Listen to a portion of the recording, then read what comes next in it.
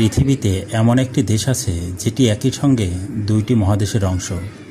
সেটি হলো তুরস্ক। একদিকে ইউরোপ, অন্যদিকে এশিয়া। তুরস্ক এই দুই মহাদেশের মাঝখানে দাঁড়িয়ে আছে এক ঐতিহাসিক, সাংস্কৃতিক এবং ভৌগোলিক সেতুবন্ধন হয়ে। তুরস্কের একটি অংশ ইউরোপে, যেটাকে বলা হয় ইস্টার্ন থ্রেস, আর বাকি বৃহৎ অংশটি অবস্থিত এশিয়ায়, যার নাম আনাতোলিয়া।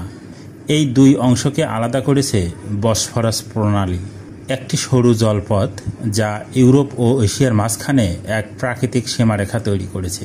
এই বসফরাস প্রণালীর দুপাশেই দাঁড়িয়ে আছে তুরস্কের সবচেয়ে গুরুত্বপূর্ণ শহর ইস্তাম্বুল। এই শহর একমাত্র শহর যা একই সঙ্গে দুটি মহাদেশে বিস্তৃত। ইস্তাম্বুলের পশ্চিম অংশ ইউরোপে আর পূর্ব অংশ এশিয়ায় অবস্থিত।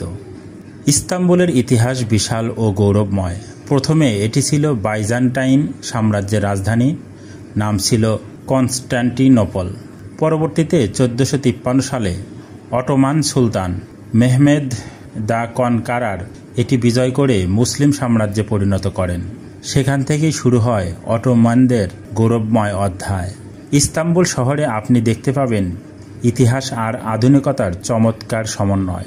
একদিকে হায়া সোফিয়া, যা আগে ছিল গির্জা, পরে মসজিদ, এখন আবার মসজিদ। আছে বুলু মস্ক, টপকাপি প্যালেস, ইতিহাসের নিদর্শন, ইসলামের গৌরব। আর পাশাপাশি ইউরোপীয় স্টাইলের আধুনিক রাস্তাঘাট, শপিং মল, রেস্টুরেন্ট। তুরস্কের এই ভৌগোলিক অবস্থানই একে করেছে বিশ্ব রাজনীতির অন্যতম কৌশলগত স্থান। পশ্চিমের সাথে সংযোগ থাকায় এটি ন্যাটোর সদস্য, আবার ইসলামী বিশ্বের দিক থেকেও একটি গুরুত্বপূর্ণ দেশ। তুরস্কের পরিচয় শুধু একটি দেশের মধ্যে সীমাবদ্ধ নয়, এটি দুইটি পৃথিবীর মিলনস্থল। পূর্ব ও পশ্চিম ইউরোপ, ইউরোপ ও এশিয়া, আধুনিকতা ও ঐতিহ্যের এক অনন্য মিশ্রণ। তুরস্ক দেখায় কিভাবে একটি দেশ দুই ভিন্ন দুনিয়ার মাঝে দাঁড়িয়ে থাকতে পারে নিজের স্বকীয়তা বজায় রেখে। আর এ কারণেই বলা হয় তুরস্ক শুধু একটি দেশ নয়, এটি দুই মহাদেশের মিলনস্থল।